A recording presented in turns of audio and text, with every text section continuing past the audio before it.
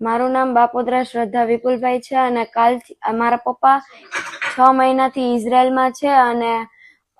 6 મહિના તો બધું બરાબર હતું, પણ કાલથી ઇઝરાયલનો માહોલ યુદ્ધથી ભરપૂર છે અને અમને પણ ચિંતા છે કે મારા પપ્પા કેવી રીતે ત્યાં રહે છે, શું કરે છે અને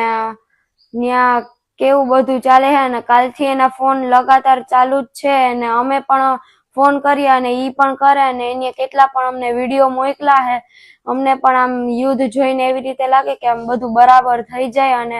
એટલી બધી મિસાઈલો વાગે છે અને બંકરમાં રાખે છે, બધાને બંકરમાં રાખ્યા કે નહીં એવી રીતે અમને પણ આમ ચિંતા છે. એટલે બધાને આમ જેવી પેલા જેવી લાઈફ હતી એવી થઈ જાય